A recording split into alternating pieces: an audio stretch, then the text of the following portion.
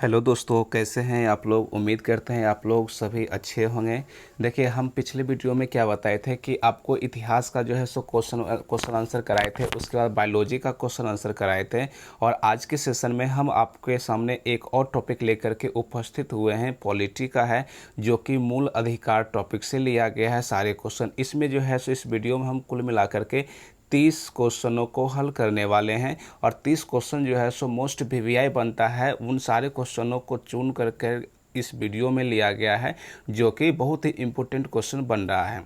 हाल ही के दिनों में देखिए, ग्रुप टी का एग्ज़ाम आपका होने वाला है, या फिर मान लेते हैं कभी भी रेलवे का हो, बिहार पुलिस का हो, यूपी का हो, एसएससी का हो, बीपीएससी का हो, किसी भी प्रकार का एग्ज़ाम होगा ना, तो उन सारे एग्ज़ामों में मूल अधिकार से यदि क्वेश्चन आता है तो आप यकीन मानिए कि इस वीडियो में जितने भी क्वेश्चन मूल अधिकार से संबंधित आपको कवर कराया जाएगा, इससे बाहर एक भी क्वेश्चन आपका नहीं जाने वाला है। हम कह सकते हैं कि जो भी क्वेश्चन आएगा वो सब का सब जो है सो हम जो सेशन कंप्लीट करवाने वाले हैं आज, इसी से जो है सो आपको सारा क्वेश्चन देखने को मिलेगा।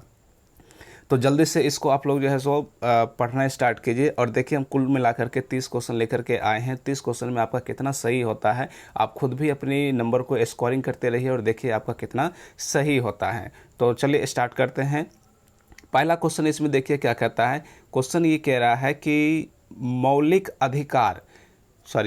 अधिकार संविधान के किस भाग में वर्णित है। देखिए, मूल अधिकार जो है ना, हम लोगों को क्या भारतीय संविधान में जो है सो हमें मूल अधिकार दिया गया है। और मूल अधिकार के द्वारा ही हम जो है सो क्या होते हैं कि बोलने की स्वतंत्रता, भाषण करने की स्वतंत्रता, कहीं भी घूमने की स्वतंत्रता, विभिन्न प्रकार की स्वतंत्रताएं हमें मिलती है, वो मौलिक अधिकार से मिलता है। तो मौलिक अधिकार जो है वो संविधान के किस अनुच्छेद में, किस भाग में कह रहा है ना, कि किस भाग में वर्णित है। तो इसका जो आंसर हो जाएगा वो ऑप्शन नंबर बी हो जाएगा, यानी कि भाग 3 में।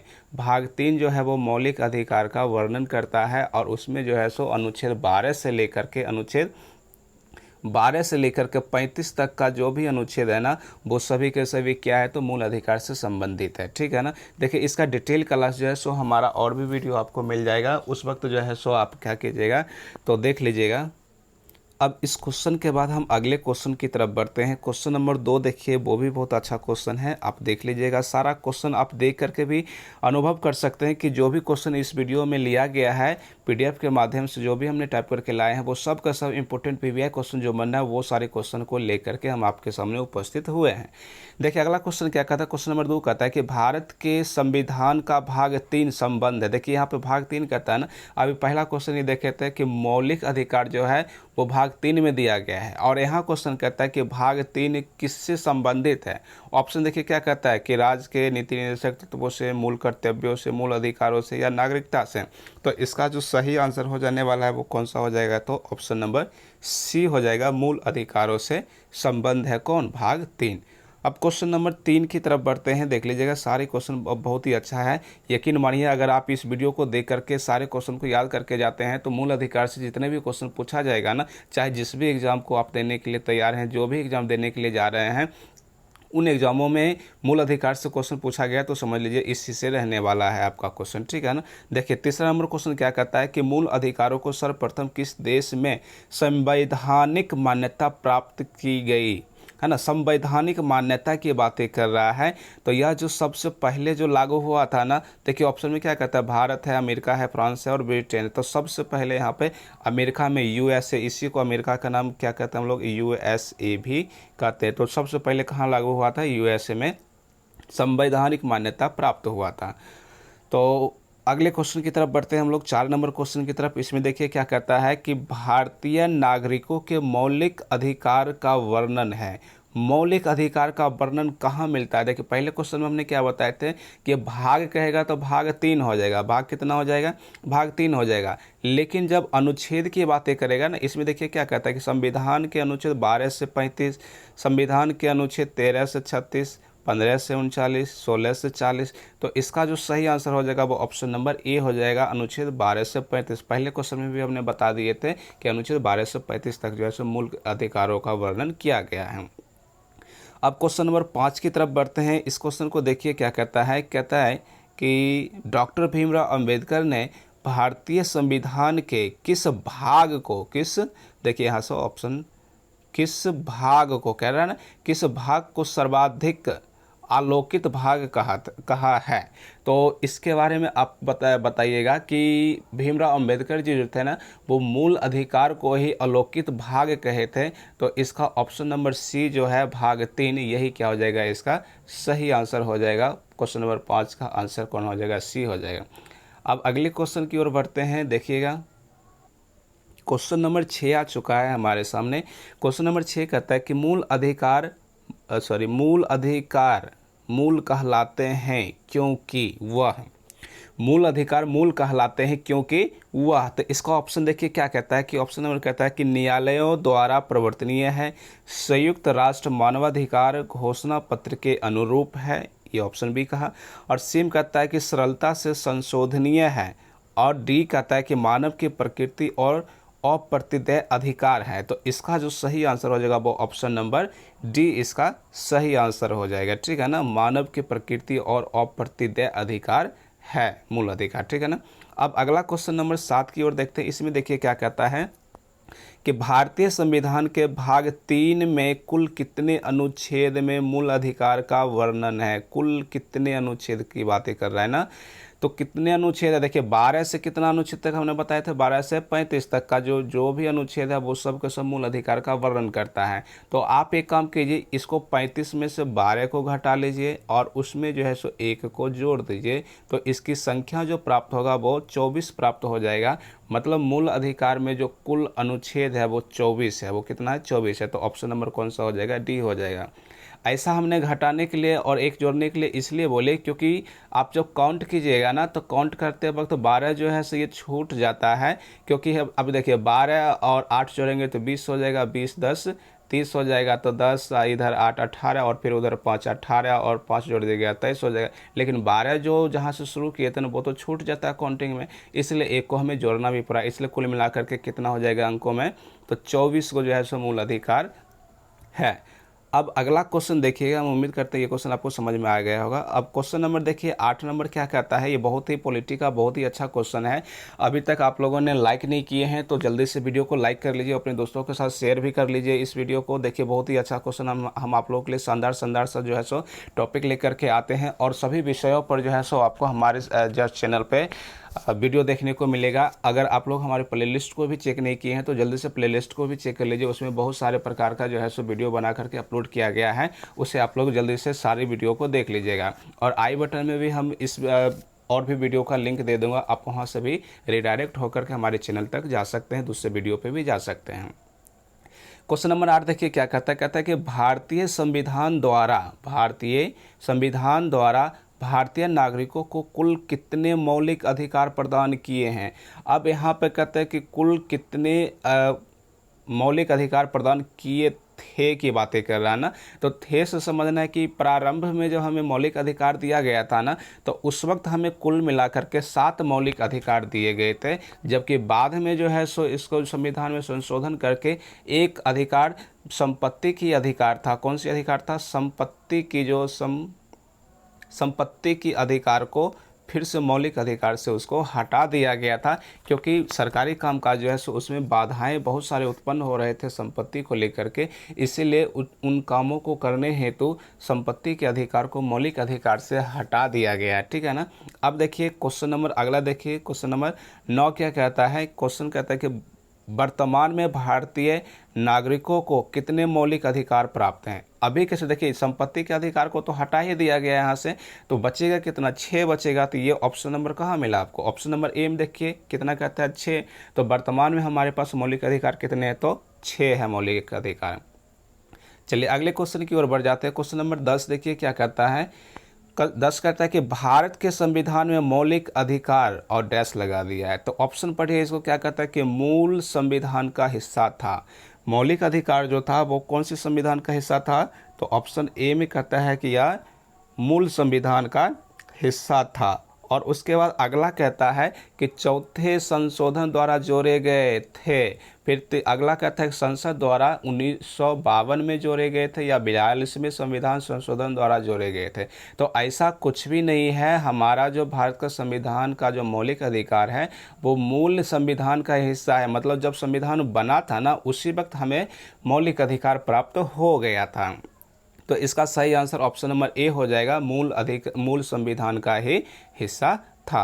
अब अगला क्वेश्चन देखिए, 11 नंबर क्वेश्चन क्या कहता है? कहता है कि भारतीय संविधान में न्यायालय में कौन परिवर्तनीय है, न्यायालय में किसे परिवर्तन किया जा सकता है, ये पूछ रहा है। तो ऑप्शन देखिए क्या कहता है, नीति निर्देशक तक। नीति निर्देशक तत्वों अगर आपके साथ किसी भी प्रकार का जो है सो गलत होता है तो आप इस चीज़ को लेकर के न्यायालय में नहीं जा सकते। तो ये ऑप्शन नंबर ए तो हो नहीं सकता, प्रस्तावना भी नहीं हो सकता, मूल कर्तव्य भी नहीं हो सकता। तो इसका सही आंसर कौन सा हो जाएगा?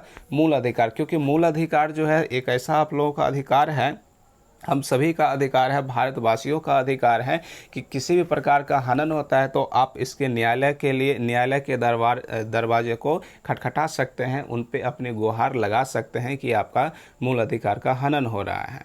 अब इसके बाद हम अगली क्वेश्चन की ओर बढ़ते हैं। क्वेश्चन नंबर देखिए 12 कहता है कि मौलिक अधिकारों को लागू करने का दायित्व है। मौलिक अधिकार को लागू करने का दायित्व किसे है, ये पूछ रहा है। इसका ऑप्शन देखिए क्या कहता है, उच्चतम न्यायालय, उच्च न्यायालय, उपर्युक्त दोनों, या फिर भारत के मुख्य न्यायाधीश को। तो उच्चतम न्यायालय का मतलब होता है कि जो सर्वोच्च न्यायालय, जैसे सुप्रीम कोर्ट हो गया, और उच्च न्यायालय हर अपने राज्य का जो है सो अलग अलग उच्च न्यायालय होता है। जैसे कि बिहार का जो है सो उच्च न्यायालय पटना में है ना। तो दोनों यानी कि राज्य का जो उच्च न्यायालय है उसको भी अधिकार है और सुप्रीम कोर्ट जो है उसको भी अधिकार है। तो इसका आंसर कौन सा हो जाने वाला है? ऑप्शन नंबर सी इस क्वेश्चन का सही आंसर हो जाएगा। ठीक है ना। अब क्वेश्चन नंबर 13 देखिए क्या कहता है कि मौलिक अधिकारों का निलंबन कौन करता है। निलंबन मतलब उसको कुछ समय के लिए बर्खास्त कर सकता है, मतलब आपसे छीना जा सकता है। तो कौन छीन सकते हैं उसके बारे में पूछ रहे हैं। तो ऑप्शन कहता है प्रधानमंत्री, संसद, राष्ट्रपति या फिर सर्वोच्च न्यायालय।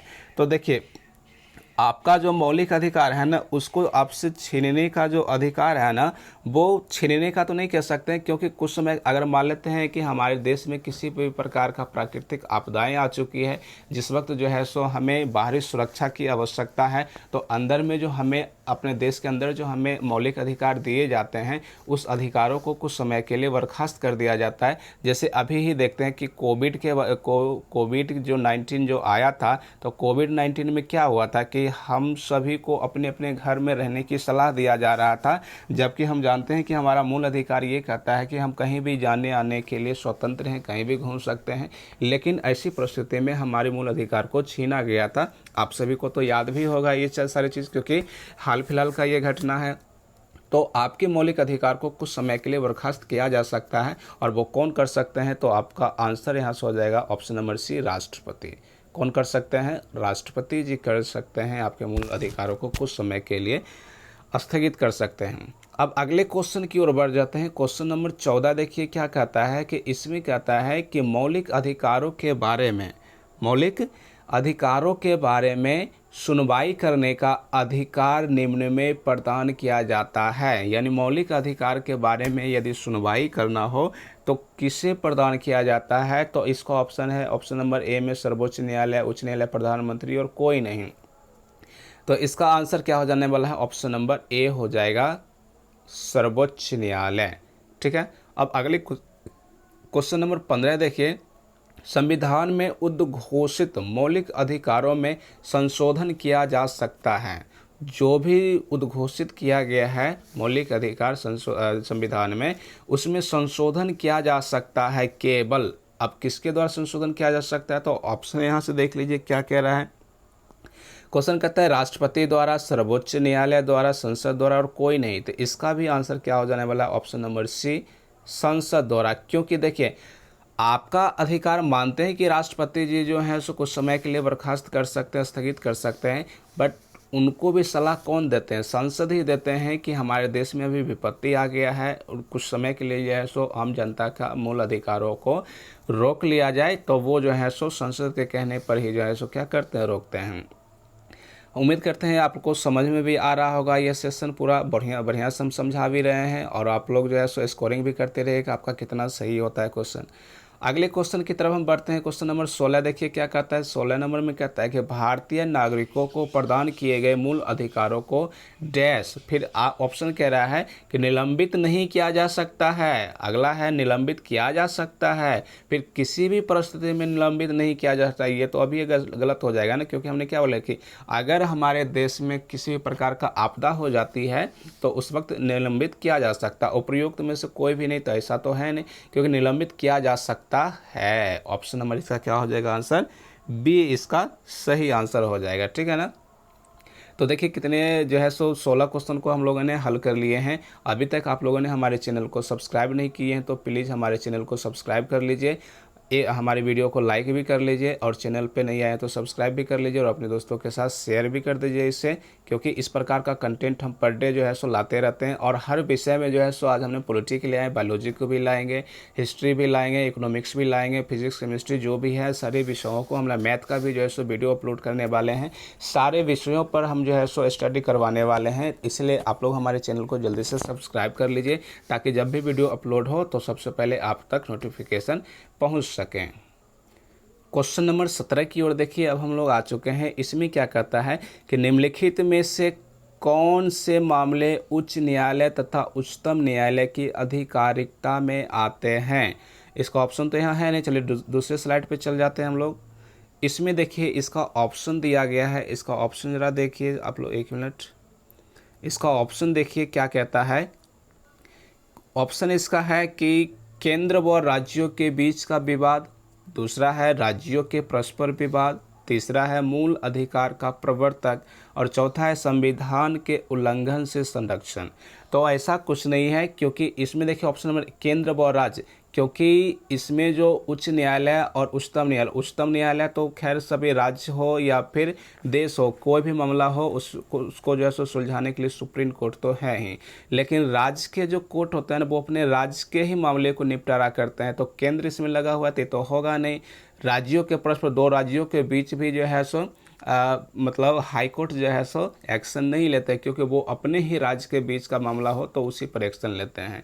संविधान के उल्लंघन करने के लिए सुप्रीम कोर्ट ही होते हैं, उच्च न्यायालय नहीं होते हैं। तो इसका जो आंसर हो जाने वाला वो कौन सा हो जाएगा, ऑप्शन नंबर सी हो जाएगा, मूल अधिकार का प्रवर्तक। क्योंकि मूल अधिकार जो है ना वो मूल अधिकार में मतलब हम कह सकते हैं कि उसका संरक्षक के रूप में किसी व्यक्ति के साथ मूल अधिकारों का हनन होता है तो उसकी सुनवाई उच्च न्यायालय एवं उच्चतम न्यायालय अर्थात हाई कोर्ट और सुप्रीम कोर्ट दोनों में सुनवाई की जा सकती है। ठीक है ना। अब क्वेश्चन नंबर 18 की ओर देखिए हम लोग आ चुके हैं। 18 नंबर क्वेश्चन कहता है भारतीय संविधान के अंतर्गत मूल अधिकारों का संरक्षक कौन है। मूल अधिकारों का संरक्षक कौन है, मतलब मूल अधिकार को लेकर के किसी व्यक्ति का मूल अधिकार हनन हो रहा है तो उसका संरक्षक किसे माना जाता है, ये आपसे क्वेश्चन पूछा गया है। तो इसका जो आंसर होने वाला है वो ऑप्शन नंबर सी हो जाएगा, न्यायपालिका। क्योंकि सुप्रीम कोर्ट या फिर हाई कोर्ट ये न्यायपालिका कहलाता है जहाँ पे न्याय की बातें की जाती है। तो इसका जो संरक्षक हो जाएगा वो ऑप्शन नंबर सी हो जाएगा, है ना। चलिए अब अगला क्वेश्चन हम देखते हैं। 19 नंबर क्या कहता है कि मौलिक अधिकारों के निलंबन का आदेश कौन दे सकता है। निलंबन का आदेश, है ना। इसका ऑप्शन देखिए कहता है प्रधानमंत्री, सांसद, सर्वोच्च न्यायालय एवं राष्ट्रपति। तो अभी जस्ट हमने देखे थे कि अगर आपका मूल अधिकार को कुछ समय के लिए स्थगित किया जाता है तो वो कौन कर सकते हैं, कौन आदेश देते हैं, तो वो राष्ट्रपति महोदय होते हैं। तो इसका आंसर क्या हो जाएगा, ऑप्शन नंबर डी। देखिए हाल ही के दिनों में जो है सो हमारे देश के जो राष्ट्रपति बने हैं वो एक महिला है और ये आदिवासी महिला है जिनका नाम क्या है, तो द्रौपदी मुर्मू है। कौन है, द्रौपदी मुर्मू, है ना। तो ये मुर्मू जी जो है सो अभी हाल ही के समय में जो है सो चुनाव हुआ था और उसमें जो है सो द्रौपदी मुर्मू जी जो है सो हमारे भारत के राष्ट्रपति बने हैं। अब क्वेश्चन नंबर 20 की ओर देखते हैं। इसमें क्या कहता है, कहता है कि मूल अधिकारों पर आवश्यक प्रतिबंध लगाने का अधिकार किसको है। इसमें देखिए आवश्यक कहता है ना, तो आवश्यक मतलब हमने पहले भी आपको समझाए थे कि राष्ट्रपति भले ही जो है सो आकर के उद्घोषणा कर देते हैं कि देश में जो है सो संकट उत्पन्न हो गई है, जिसके कारण आप लोगों का मौलिक अधिकार इतने दिनों तक के लिए स्थगित किया जाता है या प्रतिबंध लगाया जाता है, परंतु जब आवश्यक कह दिया ना यहाँ पर, तब समझना है कि आवश्यक रूप से आपसे पूछा जा रहा है। तो इसका आंसर कौन सा हो जाएगा, ऑप्शन नंबर बी हो जाएगा, सांसद है, क्योंकि सांसद के कहने पे ही जो है सो क्या किया जाता है, तो आदेश इसमें मतलब प्रतिबंध किया जाता है अपने मूल अधिकारों का। अब अगले क्वेश्चन देखिए, क्वेश्चन नंबर 21 क्या कहता है कि मौलिक अधिकारों का प्रमुख उद्देश्य है, मौलिक अधिकारों का प्रमुख उद्देश्य है। इसका ऑप्शन क्या कहता है, सुनिए, समाज के समाजवादी ढांचे को बढ़ावा देना। नंबर 2, बी नंबर में कहता है कि व्यक्तिगत स्वतंत्रता को सुनिश्चित करना। नंबर 3, न्यायपालिका की स्वतंत्रता को सुनिश्चित करना। नंबर डी में है उपयुक्त सभी को सुनिश्चित करना। तो इसका जो आंसर होगा ऑप्शन नंबर बी इसका सही आंसर हो जाएगा, व्यक्तिगत स्वतंत्रता को सुनिश्चित करना। ठीक है ना। अब अगले क्वेश्चन की ओर, क्वेश्चन नंबर 22 की तरफ हम लोग आ चुके हैं। क्वेश्चन नंबर 22 में पढ़िए इसको जरा, क्या कह रहा है। कह रहा है कि मूल अधिकारों को परिवर्तित करने का शक्ति प्राप्त है। मतलब किसे मूल अधिकारों को परिवर्तित करने का शक्ति है, परिवर्तित मतलब बदलने का। तो इसमें देखिए ऑप्शन क्या कहता है, राष्ट्रपति को, संसद को, केवल उच्च न्यायालय को। अगला स्लाइड में चलते हैं, एक और ऑप्शन छूट रहा है। दूसरा स्लाइड में देखिए इसमें क्या कहता है, इसके लिए कह रहा है कि उच्च व उच्चतम न्यायालयों को, मतलब दोनों को। तो इसका जो सही आंसर होगा वो ऑप्शन नंबर डी ही होगा, उच्च व उच्चतम न्यायालय दोनों को ये शक्ति प्राप्त है। अब क्वेश्चन नंबर 23 की तरफ आ गए हैं। क्वेश्चन नंबर 23 देखिए क्या कहता है, भारतीय संविधान में प्रदत्त मूल अधिकारों को निलंबित करने वाली सत्ता है। निलंबित, फिर से वही बात आ गया है, बर्खास्त करने की, निलंबित करने की जो शक्ति है वो किसके पास है, तो राष्ट्रपति के पास होता है। तो इसका ऑप्शन नंबर कौन सा हो जाएगा, डी इसका सही आंसर हो जाएगा। अब क्वेश्चन नंबर हम लोग किधर से आ गए हैं, क्वेश्चन नंबर 24 की तरफ आ गए हैं। देखिए इसमें क्या कहता है कि विधि के समक्ष समता का अधिकार, क्या है, विधि के समक्ष समता का अधिकार। तो आप लोग जल्दी से इसका आंसर बताइए क्या होगा। ऑप्शन इसका कह रहा है कि नागरिक का अधिकार, आर्थिक अधिकार, सामाजिक अधिकार, राजनीतिक अधिकार। तो इसका जो सही आंसर होगा वो ऑप्शन नंबर ए हो जाएगा, नागरिक अधिकार। अब इसके बाद क्वेश्चन नंबर 25 की ओर आ जाते हैं। 25 नंबर में देखिए क्या कहता है, भारतीय संविधान की छुआछूत उन्मूलन से संबंधित अनुच्छेद हैं। ये बहुत ही अच्छा क्वेश्चन है, भी यह क्वेश्चन बन जाता है कि छुआछूत के उन्मूलन से संबंधित अनुच्छेद कौन सा है। तो इसका जो सही आंसर होगा वो ऑप्शन नंबर सी हो जाएगा। अनुच्छेद 17 जो है वो अस्पृश्यता का अंत करने की बातें करता है, इसलिए इसका जो सही आंसर होगा वो ऑप्शन नंबर सी हो जाएगा, अनुच्छेद 17। ठीक है ना। अब अगले क्वेश्चन नंबर 26 की ओर हम लोग आ चुके हैं। क्वेश्चन नंबर 26 को पढ़िए क्या कहता है। कहता है कि निम्नलिखित में से भारतीय संविधान के कौन से अनुच्छेद में किसी भी रूप में अस्पृश्यता के लिए प्रावधान है, किसी भी अस्पृश्यता के लिए प्रावधान है। तो हम अभी जस्ट देखें क्वेश्चन नंबर 25 में कि अनुच्छेद 17 अस्पृश्यता का अंत, अस्पृश्यता का अंत मतलब हुआ कि छुआछूत का अंत। जो ऑप्शन कितना में मिलता है, ऑप्शन नंबर बी में यहाँ देखने को मिल रहा है, अनुच्छेद 17। तो इसका आंसर हो जाएगा ऑप्शन नंबर बी, अनुच्छेद 17। क्वेश्चन नंबर 27 देखिए क्या कहता है। क्वेश्चन नंबर 27 कहता है कि समता का अधिकार भारतीयों के लिए सुनिश्चित करता है। ऑप्शन में कह रहा है कि धार्मिक समानता, आर्थिक समानता, सामाजिक समानता या सभी। तो इसका जो आंसर हो जाएगा वो सभी हो जाएगा, ऑप्शन नंबर डी इस क्वेश्चन का सही जवाब हो जाएगा, है ना। समता का अधिकार भारतीयों के लिए क्या सुनिश्चित करता है, तो वो धार्मिक भी स्वतंत्रता, आर्थिक स्वतंत्रता और सामाजिक स्वतंत्रता, सभी प्रकार की स्वतंत्रताएं देती है, इसलिए इसका आंसर कौन सा हो जाएगा, ऑप्शन नंबर डी इस क्वेश्चन का सही आंसर हो जाएगा। चलिए अब अगले स्लाइड की ओर हम लोग आ जाते हैं, इसको देखते हैं थोड़ा सा। क्वेश्चन नंबर 28 पढ़िए, इसमें क्या कह रहा है। क्वेश्चन नंबर 28 कहता है, देखिए, हाँ पढ़िए अब, क्वेश्चन नंबर 28 कहता है कि संविधान के किस अनुच्छेद के प्रावधानों के अंतर्गत भारत सरकार द्वारा भारत रत्न, पद्म विभूषण आदि अलंकरण प्रदान किए जाते हैं। तो ये क्वेश्चन भी बहुत ही अच्छे हैं, आप इसको बहुत बढ़िया से पढ़िए, समझिए इसको, जो किस अनुच्छेद के अंतर्गत कहा जाता है।